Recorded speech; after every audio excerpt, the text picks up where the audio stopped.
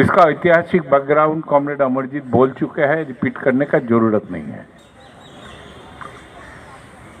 अगर जुद्ध के खिलाफ लड़ना है तो जुद्ध करना जरूरी है।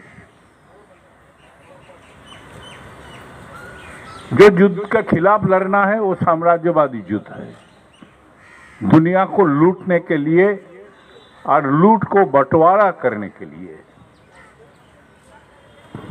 पूंजीवादी कॉरपोरेट ताकतों ने उसका जो राजनीतिक प्रकाश डालता है, उस जो राजनीति में, पूंजीवाद के राजनीति में, उसी से ही साम्राज्यवाद के जन्म होता है। आर्य साम्राज्यवाद दुनिया के अंदर युद्ध के वातावरण को बनाए रखना चाहते हैं, अपने शोषण को बरकरार के रखने के लिए। अगर स्थायी रूप पे युद्ध के खिलाफ लड़ना है और युद्ध को बंद करना है तो पूंजीवाद और साम्राज्यवादी ताकत को खत्म करना है, ध्वस्त करना है, और वो भी एक युद्ध है। और युद्ध मजदूर वर्ग के पहल कदमी में होना है। सारे दुनिया में, सारे दुनिया का इतिहास बार बार यही बात बताते हैं। दूसरे विश्व युद्ध में हिटलर मुसोलिनी को शिकस्त दिया था एक मजदूर राज ने, सोवियत संघ के मजदूर राज। वही पहला उसको पीछे हटाया, बर्लिन तक पहुंचा दिया, तब सेकेंड वर्ल्ड वॉर खत्म हुआ। ये इतिहास बताते हैं। वही मजदूर राज और आज मजदूर संगठन के जो अंतर्राष्ट्रीय संगठन world federation of trade union, उसी समय से ये दिन को शांति के लिए, रोटी के लिए, आज़ादी के लिए, ये तीन सेंट्रल स्लोगन आज के डेट पे हम रखा है। कहे तीनों ही आज हमला के सामने है, जबरदस्त हमला, सिर्फ हमारे देश नहीं, सारे दुनिया में रोटी के ऊपर हमला चल रहा है और साथ साथ हमारे लोकतांत्रिक अधिकार के ऊपर भी हमला चल रहा है, क्योंकि पूंजीवाद संकट में है। कॉमरेड अमरजीत ने बार बार जो मंदी का बात बताया था, यही संकट का चेहरा है। और आज का डेट में ये संकट एक नए चेहरा लिया। इस दफे वो सैंक्शन में उतना सुविधा नहीं कर पा रहा है, ये स्थिति है। ये संकट में वो जितना ताकत दिखाने का कोशिश कर रहा है, वो भी दिखावा है, वो भी कमजोरी में पड़ गया है।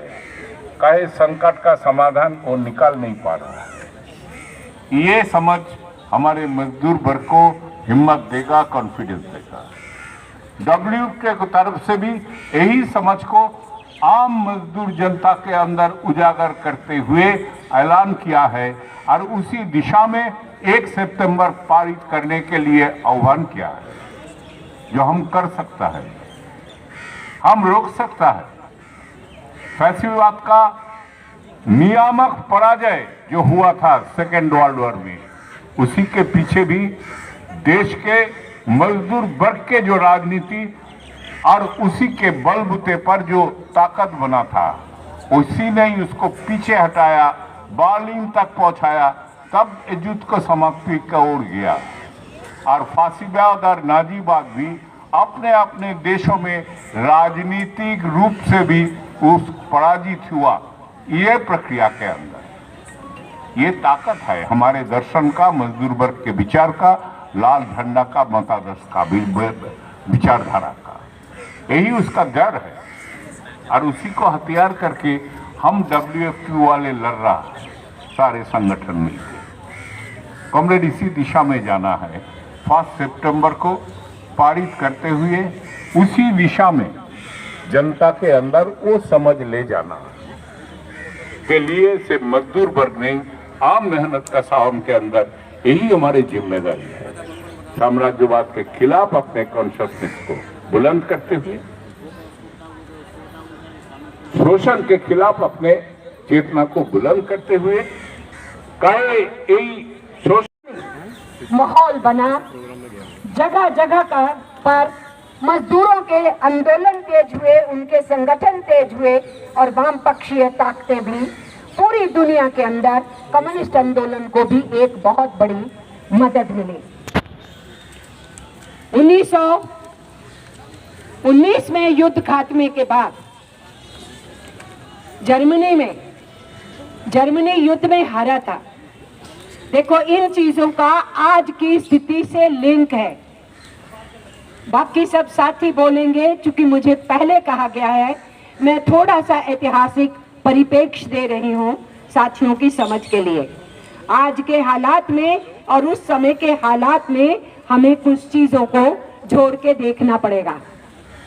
वो पहला विश्व युद्ध भी क्यों हुआ? क्योंकि दुनिया में मंदी थी, गरीबी थी, बदहाली थी, बेरोजगारी तेजी से बढ़ रही थी, दुनिया में अलग अलग देशों के अर्थतंत्र चरमरा रहे थे और उस मंदी से बाहर निकलना, दूसरे देशों के गुलाम देशों को अपने हक में करना, जो साम्राज्य मुल्क थे उनकी आपस में लड़ाई थी बाजारों और मंडियों पे कब्जा करने की, और अपने अपने देश की मंदी को और आर्थिक संकट को निपटने का वो रास्ता ढूंढ रहे थे और पहला विश्व युद्ध हुआ। और इसीलिए व्लादिमीर इलियच लेनिन ने कहा था कि ये जो इंपीरियलिस्ट वॉर्स हैं ये अपने हितों के लिए की जाती हैं, शोषण के लिए की जाती हैं, दूसरे देशों को गुलाम बनाने के लिए, उस मकसद को पूरा करने के लिए, आगे बढ़ने के लिए की जाती हैं। जब दूसरा विश्व युद्ध होता है उससे पहले हिटलर क्यों पैदा हो जाता है? जर्मनी की हार हुई।